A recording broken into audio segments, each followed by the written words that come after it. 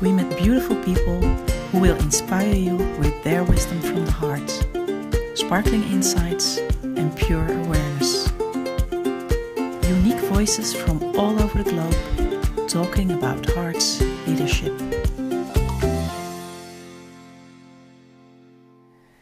Today we're talking with Hira Hosèn and we're really excited about it. Hira has a great life, doing many great things, and today we're going to talk with her about leadership. Hira has been a Zen nun for more than 10 years, and the last few years she's really active in guiding people in her workshop called The Awakening of the Illuminated Heart. And today we're going to talk about heart's leadership, and I'm really excited to hear your story and your insights, what it could mean to the world of today and to the leaders of today who have a great impact on so many people. And so welcome this afternoon. It's wonderful to be here with you. And just give me maybe a quick run on your thoughts on what leadership is for you and how you look at it. Yeah, leadership. I've been growing up in a Dutch family, and my father has always been a leader, always been an example. So it's in my roots, it's in my being. It's I've studied industrial engineering, I have a Master of Science. It was all a bit in that area of leadership, of standing in the place where I can lead people. And lately, I don't know since how long, well, I started teaching this workshop about 6 years ago, and there it was also still, I had that imprint of leading. I was leading the group, and I was leading, you know, the workshops and the people, and I was even like leading what you could call a collective energy. Like I really felt like one of the leaders. And then somewhere a few years ago, I think I felt that that didn't really resonate with me anymore in that sense, because I feel that it's all about empowerment now, and if I take the role of the leader, then people are kind of not blindly following, but they are following. And so this energy of you know, a person following me didn't resonate with me anymore. I didn't even want it to do it anymore in that sense. So it changed into guiding. So for me, real leadership, it has many forms. I don't say that a leader that stands in their power and leading a whole community, I'm not saying it's not leading, but for me, personally, leading is about guiding. So I can guide people into their hearts. I can guide people into a certain state of meditation. I can guide people into themselves. But I can't be a leader anymore. It just doesn't, you know, feel that it resonates with me, or the times that are coming, or what people really need, or, you know, in that sense. So that would be for me leadership. So if we would look in the world to all the leaders, it would be your vision maybe to have them more as guides than as leaders of today. Yeah, because I think it's an inside thing. So you can still lead like a whole group or a whole community or a company, or, you know, whatever it is, where you're leading in. But the leader itself needs to make some kind of shift in how he or she is presenting it. Not only presenting it, but how they are feeling about it, how they, you know, what dynamics are there. Because if the dynamics is I am leading and they're following, then I think it's not going to fit the, you know, the generations that are coming and all the, you know, the changes of the earth. So it's like, yeah, they need to make like a sort of a, be more open, I think. Be more open for participation, be more open for what other people have to say, be more open, so they can still be that leader, but it will be about, you know, more people involved, several people, you know, like there can be so many models for this, you know, and I think we're just at the beginning of finding all these models of how we can actually lead, but without taking, you know, the power, and give the power back to the people, and and yet lead. So yeah, it's something that they have to feel inside, because else it's not never going to work anyway. If they are like, yeah, I'm leading, but I'm not leading, it becomes all like kind of not clear, and so people will pick up on that anyway. People pick up on everything. They pick up on what's behind everything you're doing, So yeah, the leaders themselves have to have made this type of change where they are open and where they are not taking the power from others, but they're actually empowering the group that they are, or the company that they are leading. So it's a big shift, but also very simple. Yeah. You just mentioned briefly like the generations to come. How would you describe, in your view, what kind of generation is coming on Earth, is coming into the companies?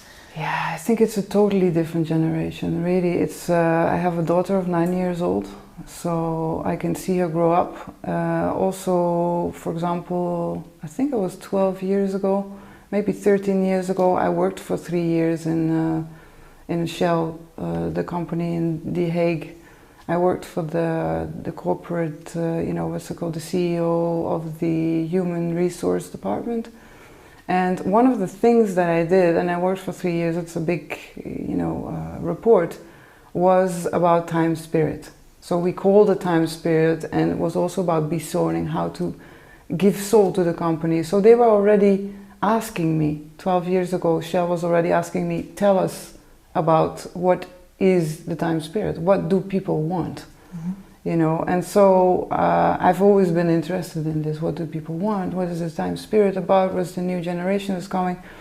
And so I've felt the changes, and I think the changes are going to be even greater than what people might even feel. I think a lot of people are going to change jobs, change countries, change relationships, open up for more possibility. Everything will be faster. If it doesn't go easy, people won't do it anymore. It's like there's a flow to it. If that flow is not there, I'm not saying everybody will do that, but you will see and I think you will see the differences greater in between the people that will jump on that new, wave or whatever you call it, and the people that don't. So the people that don't, you will start to recognize them, and people will, so I think this difference in between the newer generation wave and the older one who's trying to kind of hold on or grab to the older, model or whatever you call it, will actually, become bigger. So do you think then in this new generation, when they appear, will there be a role, will there be a place for leaders anyway? Or leader guides? Will there still leader be? guides, yes, I do think so, because this is just my vision, but when I look into the world, I see many people are searching. Many people know that the old system doesn't work. I think it's kind of obvious. I think so, yeah. So, but yet there is not really that new model, or that new dynamics is not yet in place. So I think seriously millions of people are searching. They just don't. So yeah, of course there needs to be some sort of leadership, obviously, but it will be in a new form, but definitely it's needed. Guides are definitely needed. If there has ever been a time, it's always needed, but if there has ever been a time that guidance is needed, it would be this one, because people are getting very confused. This is the ascension work that I'm doing. The vibration on the planet is rising. People are feeling it. People are becoming more open, more psychic, more, and so they are perceiving like, okay, there is something more than what I've lived up until this moment. But they don't really have the structure. There's no structure. You can't go to you can go to a church, but it's like there's not the structure that they need is not there. So it's like, okay, who is going to kind of step up, and people are doing it, huh? Who's going to kind of step up into that new role and guide these masses of people? That's promising. Yeah, yes. It is.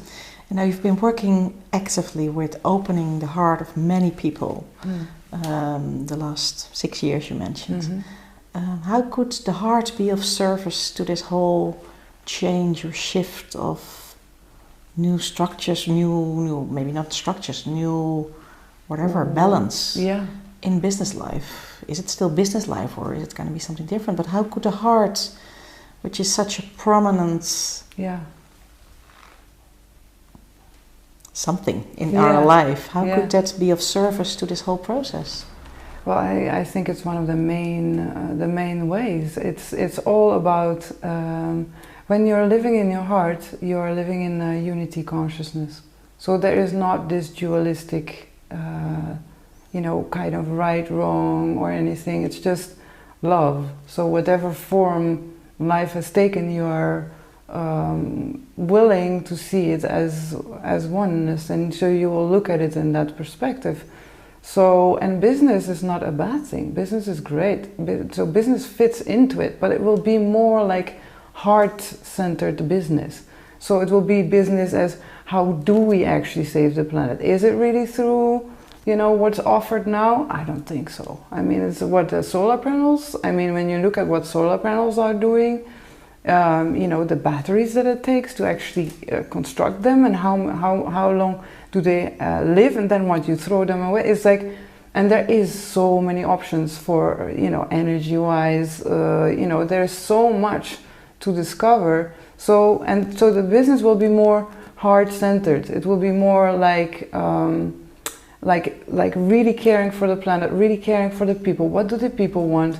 And I can see, because my work is in these areas, in these collective consciousness areas, I can see it happening a lot. Wonderful. A lot, yeah. Because we're really, there's a huge scream from leaders around the world. They're really in tough situations. Yeah. Economic structures are still there, old systems are still in place, and it's really tough for them to really break out of the system. And they have shareholders, they have objectives to meet. Yeah. And you have this wonderful vision of unity and coming from the heart. Can you give them some kind of advice or tools that could help them to start loosening up maybe the structures and to get it more fluid and try to work maybe in a more organic way, or a more included way, that we include everything, not only business and maybe the people or the products, but also earth, also society?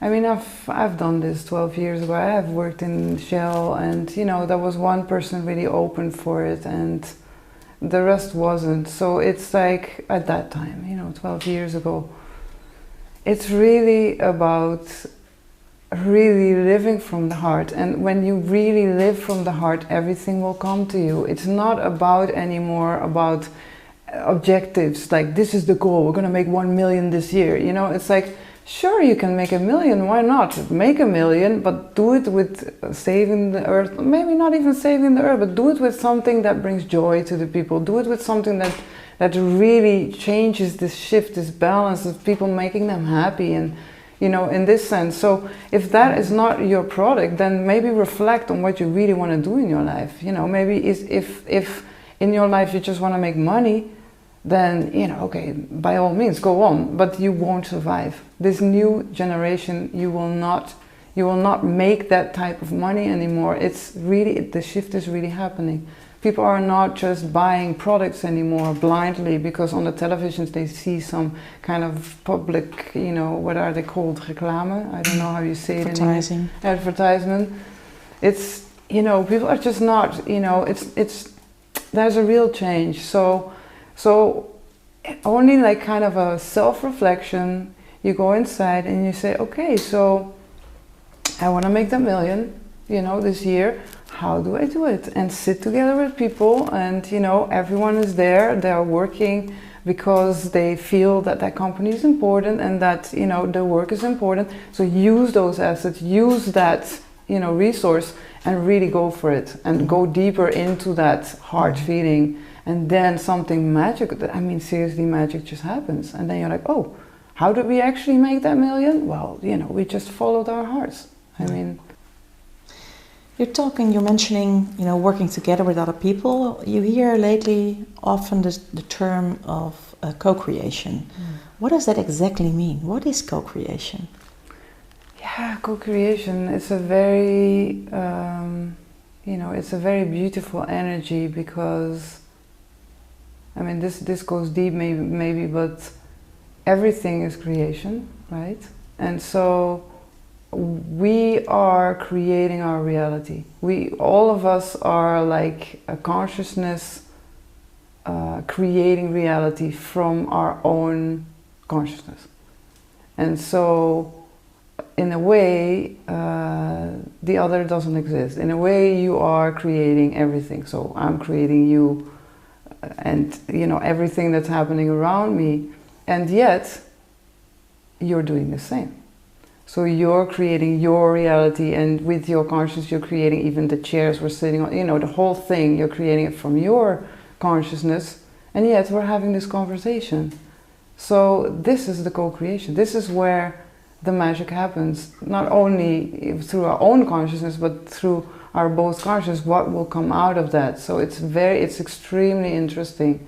And that's why I think it's a term that is used a lot, because how else can you term that energy where we are both creating, and when that becomes a group, that's when it really gets interesting. When everybody opens up and just says, I'm here to create, what shall we create together? Then you can do magnificent things. So that would be a relief for many people, because I hear so often in business life people saying, I'm not creative, you are creative, but I'm not creative. Mm-hmm. But you're saying everybody's creative. Yes, so it's a primal wonderful force. Yeah, exactly. It's the primal force. It's when people stop being creative, they're basically kind of, dying. It's being creative that creates, also gives you more energy. So yeah, I agree. It's very important. Beautiful.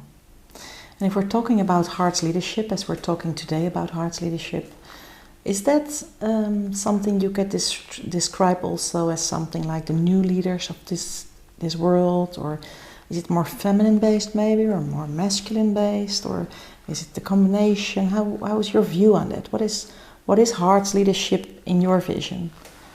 Yeah, I think it is time for a lot of female energy in there. I think it is. It doesn't necessarily need to be a woman. It can be a man, but that has a beautiful balance in between his male and female side, or a woman who has a beautiful balance in the male and female side. Because I think a lot of women are kind of misunderstanding, in a way, stepping up to the plate of being a woman and taking leadership. You will find women now taking leadership that are more masculine, more male than any male has ever been. And then where's the balance? Where, a woman who's very, high heels, 9-to-5 job, makes a lot of money. It's beautiful, it is beautiful, as long as she keeps that balance in between her soft and receiving and female. And this caring, nurturing energy, if she can hold the balance, then for sure she can walk high heels, 9-to-5 job and make a lot of money. But there is a disbalance, a very, very disbalance in between the male and the female as they are representing themselves right now. So the male leadership is knows that there has to be some balance and looking for some guidance in the female. Mm-hmm. The female is still too much on kind of generalized on the kind of like, almost becoming too much male. So yeah, I think we need a lot of female energy, and then I don't mean females, I mean female energy, which is what I just said, the nurturing quality, the connection, the caring for, and not only like doing the dishes and all this. This is not what I mean. I mean really like connecting everyone. So I can imagine people looking at this interview and get inspired. Like, I want to do that. That's great. Nice. But how? Mm-hmm. I can hear them almost like, how did you do it? How can we get there? Well, for me, it's clear. It's meditation. Meditation. Yeah, it's meditation, and a lot of people misunderstand meditation. I did it for sure. I've been living almost 10 years in the Zen temple, and I've been meditating. I don't think that's needed. I don't mean meditation, go put yourself in a monastery, I did it for you. You know, I did it for you, it's okay. A lot of people have been doing that through the ages, putting themselves in a cave, meditating, and by that raising the consciousness or keeping the consciousness high.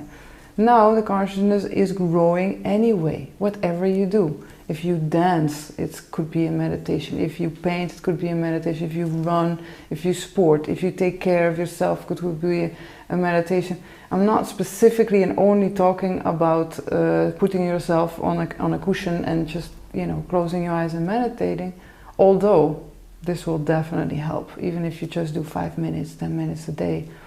And what would you advise? Could you give us a meditation? Could you give us some guidance? Sure. If you want, we could do one now. Yeah, would be great. I could do like the most easy, accessible meditation, which could be, you know, we do Zazen, as a Zen nun, we do Zazen. It's so simple. Okay. It's so simple. Let's do it. Okay. Can we do it? Yeah. Okay. Nice.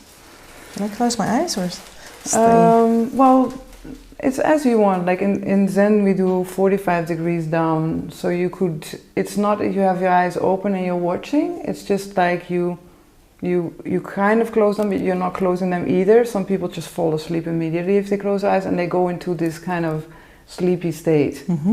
This is not where we want to go to. We want to go to an active state, but yet not have the mind active or anything like that. So you can choose. You can have your eyes closed, of course, but watch that wakefulness. You can have your eyes open, but then to kind of disidentify with what you're seeing will be a little harder, but you could try. Or you can keep your eyes 45 degrees down to the floor, half open, half, as we say, half open, half closed. Wonderful. Nice. I'm ready. Okay. Okay, let's do that. Take us there, Hira. Okay. Okay, so just we're going to just observe our breath. So the way you observe your breath is very simple. You just become quiet. This will all happen naturally. So feel how the air, so if you can breathe only through your nose, that is beneficial. But if you are having a cold or something, a flu, you can just breathe through your mouth and kind of imagine that you're breathing through your nose. So while you're breathing through your nose, you feel the breath. You feel the air passing through your nose into your body, into your lungs. So you can just follow that breath.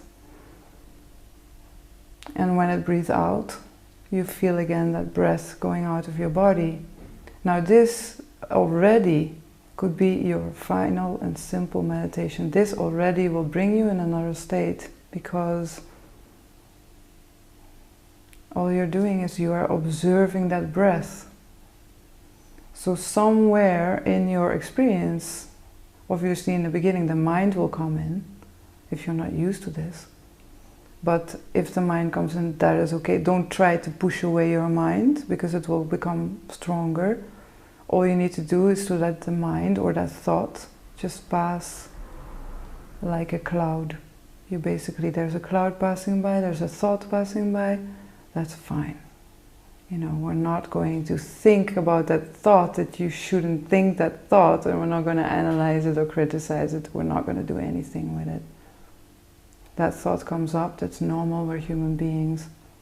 And then you just let that thought pass. So now already it becomes this type of combination in between you are observing your breath, and whenever a thought or an emotion comes up, you just let it pass. You give space to that emotion. But again, we're not going into it. We're not going to analyze it, criticize it, judge it. We're not doing anything with it. We're just letting it be in that space that we are actually creating right now. We're creating a space inside.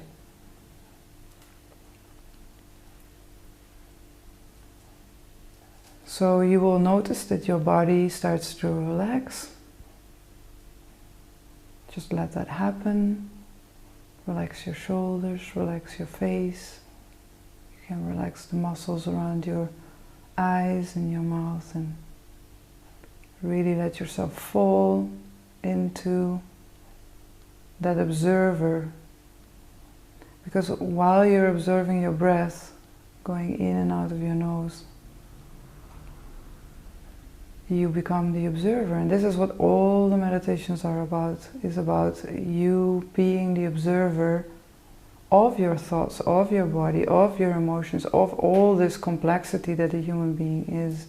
We're just observing it. And also the breath, we are not forcing it, we are not becoming it, we are just letting everything be as it is.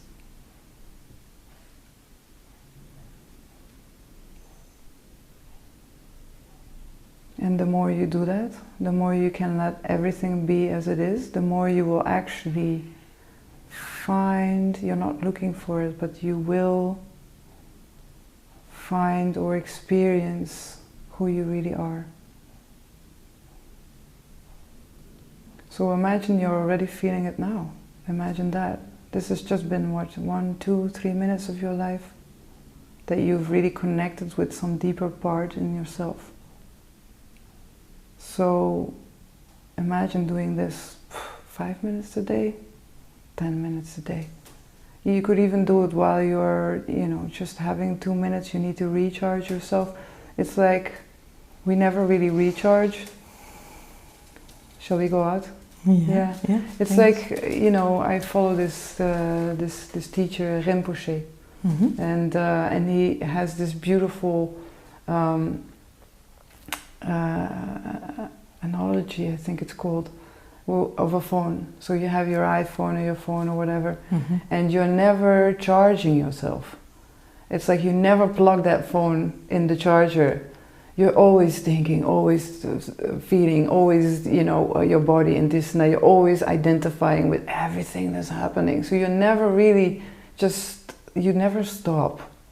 You never stop. And that's how we get decharged. But your phone, you're plugging it in. Every evening, or whenever it's empty, you plug your phone in.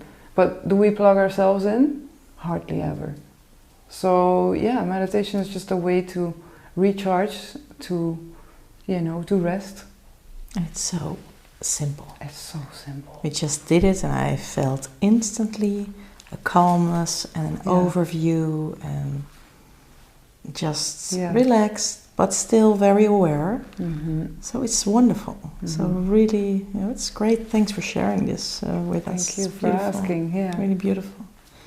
Is there anything you would like to share with us which really needs to be said, like from your heart?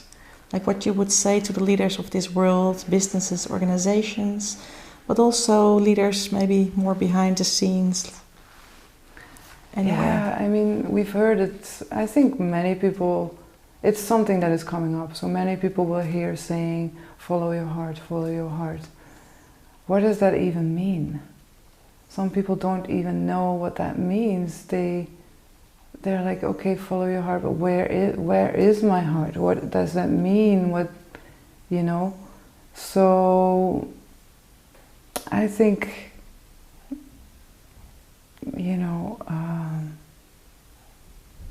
it's about being yourself. It really is about being yourself. It's about you, because everyone comes on this planet with some sort of, not call it maybe mission, but everyone is here to not only to experience this reality, but also to bring in something.